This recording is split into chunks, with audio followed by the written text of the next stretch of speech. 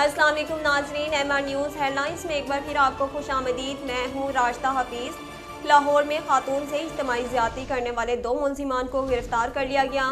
MR news کے مطابق لاہور میں پولیس نے خاتون سے اجتماعی زیادتی کرنے والے 2 ملزمان کو گرفتار کر لیا۔ ملزم اعجاز ساجد نے 4 نامعلوم ساتھیوں کے ساتھ خاتون کو زیادتی کا نشانہ بنایا تھا۔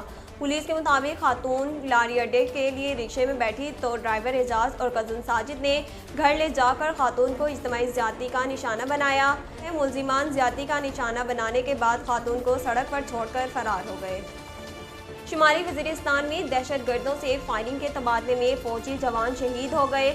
ISPR کے مطابق شمالی وزیرستان میں دہشت گردوں نے شیوا کے علاقے میں ملٹری پوسٹ پر فائرنگ کی۔ ترجمان پاک فوج کا کہنا ہے فوجی جوانوں نے دہشت گردوں کی فائرنگ پر جوابی کارروائی کی۔ ISPR کا بتانا ہے کہ فائرنگ کے شدید تبادلے میں 32 سال کے نائک نور مرجان شہید ہو گئے۔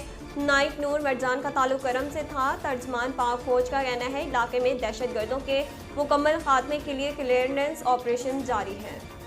گزشتہ رات 2 بجے لاہور سے میاں والی جانے والی ٹرین حادثے سے بال بال بچ گئی۔ ریلوے ٹریک پر دہشت گردوں نے سلیپر اکھاڑ دیے تھے۔ تفصیلات کے مطابق گزشتہ رات میاں والی ایکسپریس حادثے سے بال بال بچ گئی۔ دہشت گردوں نے رات 2 بجے سرگودا ویگوال کے درمیان سلیپر اکھاڑ دیے تھے۔ تاہم خوش قسمتی سے ریلوے اسٹاف نے مشتبہ افراد کو ٹریک پر مشغول سرگرمی کرتے دیکھ لیا۔ اطلاع ملنے پر حکام نے سرگودا اسٹیشن سے خوشاب جانے والی ٹرین کو سرگودا اور ویگوال کے درمیان روک لیا اور اسٹاف کو جائے وقوع کا معائنہ کرنے بھیجا۔ ناظرین، اسلام آباد سے آپ کو آگاہ کرتے چلیں، پاکستان نے سعودی عرب پر بیلسٹک میزائل حملے کی شدید مذمت کی ہے۔ تفصیلات کے مطابق ترجمان دفتر خارجہ نے کہا سعودی عرب بیلسٹک میزائل حملے کی ہم مذمت کرتے ہیں۔ ترجمان کے مطابق بیلسٹک حملہ سعودی شہر جازان میں کیا گیا۔ حملے کے باعث ہلاکتیں ہوئیں اور متعدد افراد زخمی ہو گئے۔ سعودی عرب پر میزائل حملے میں سویلین انفراسٹرکچر کو بھی نقصان پہنچایا گیا۔